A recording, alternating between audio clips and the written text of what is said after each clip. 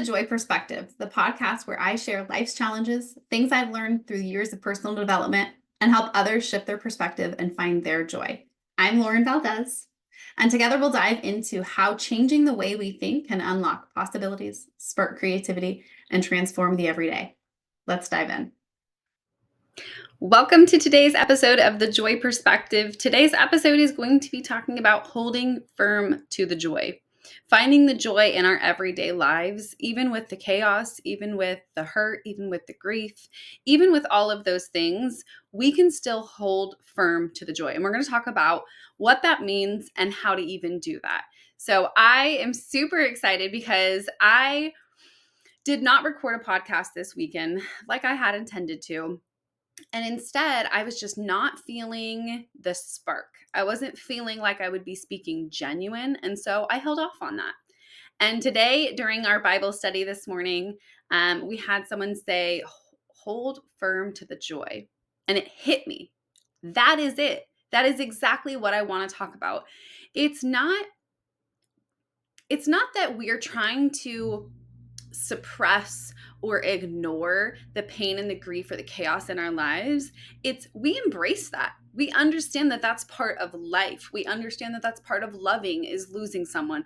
We understand that, there's going to be hard times and obstacles that we come across. But at the end of the day, joy is not ignoring that hard or ignoring that hurt, but it's anchoring ourselves in what keeps us alive, keeps us connected, and keeps us hopeful.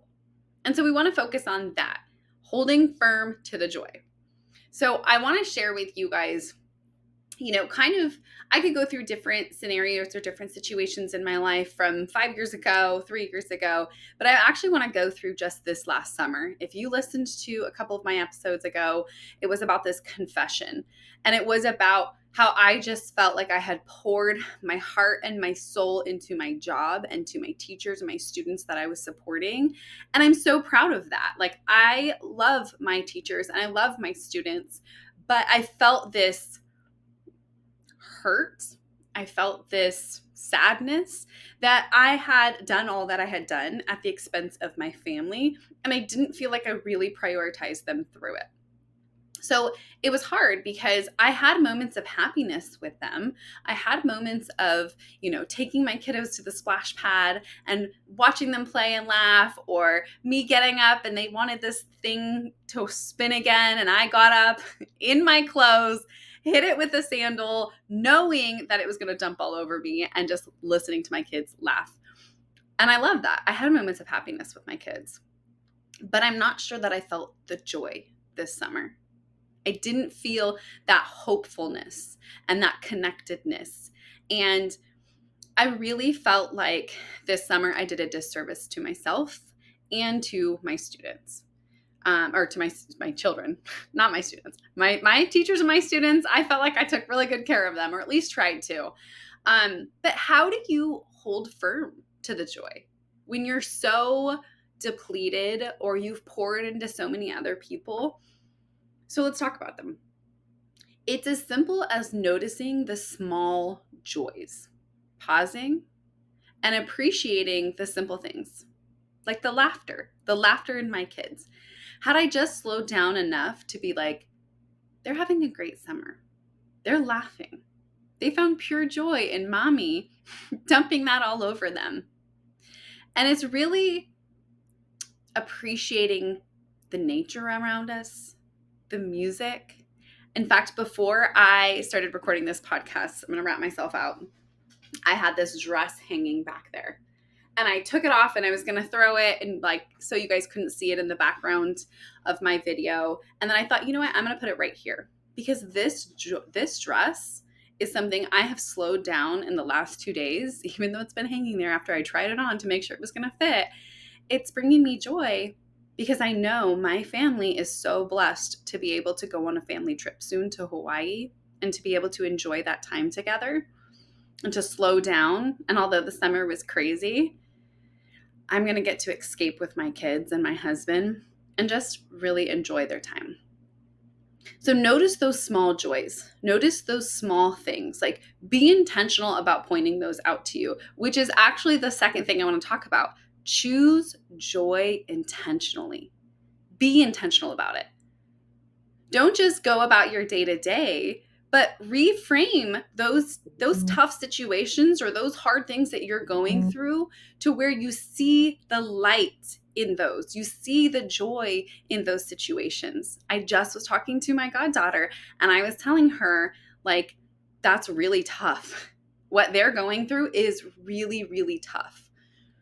But I stopped for a moment to point out, like, what a blessing though. What a blessing that you have a neighbor who let you borrow a car so that you both could go do the things that you needed to do for your family. Yes, the situation is hard and the pressures that are being put on them right now are hard, but I wanted her to slow down.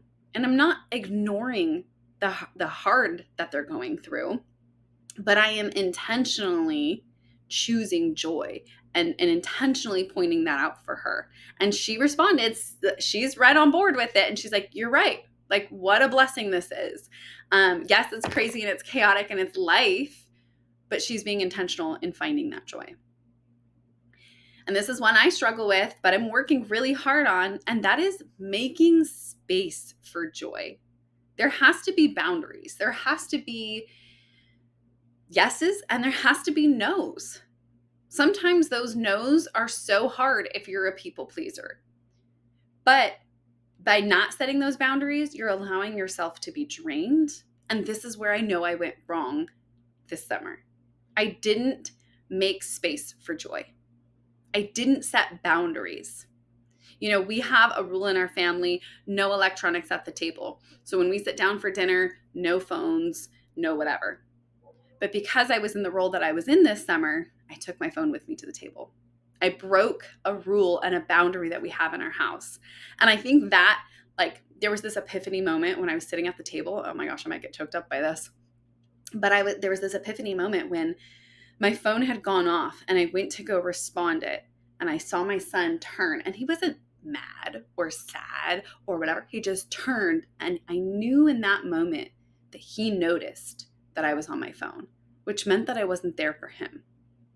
I didn't make space for joy by keeping my boundaries. Instead, I allowed that work to bleed into our family time.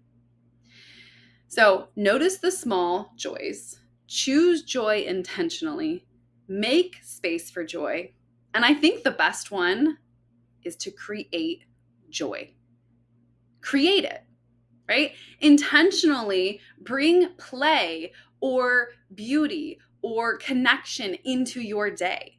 I run, you guys, not because I love it, but because I love to get out in nature. I don't run on a treadmill. I went to a PD recently, and one of my coworkers was like, oh, go to the gym and run your mile on a treadmill. I don't do the running for the sake of running. I do it because I'm creating that joy in my life, that time that I get to go watch the sunset, or I get to hear the birds chirping while I'm running around the lake, or whatever it is. So create joy in your life so that you can hold firm to the joy. Create it. What is it you have to do? Is it a family game night that you have to set up Wednesday nights? Kids have soccer Tuesday, Thursdays. So we're going to do Wednesday night smack dab in the middle of the week.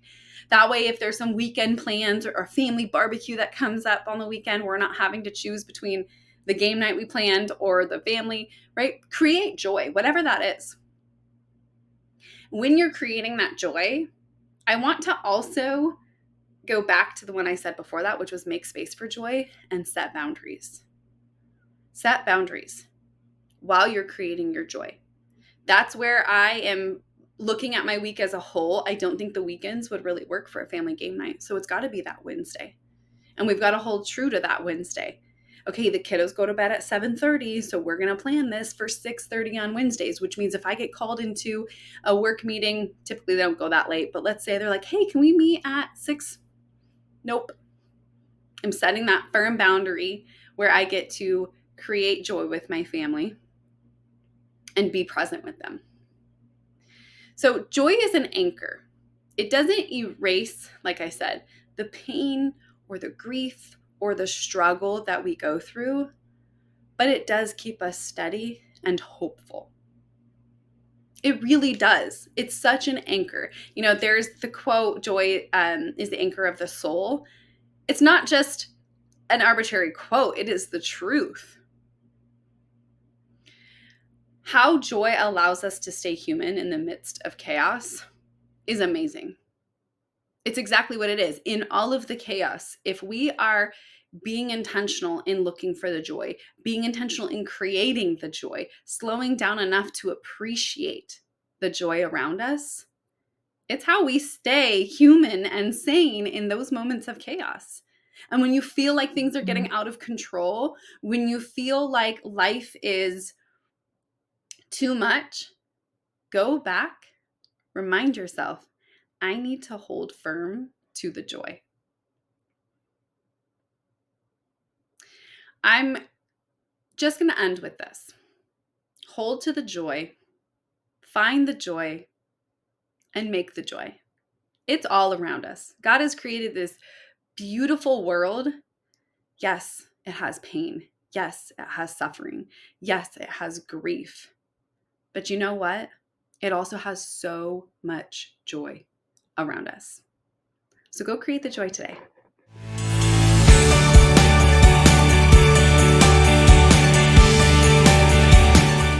Thank you for joining me today on The Joy Perspective. I hope this episode helped you shift your mindset and find a little bit more joy in your life. If you enjoyed today's episode, be sure to subscribe so you never miss one.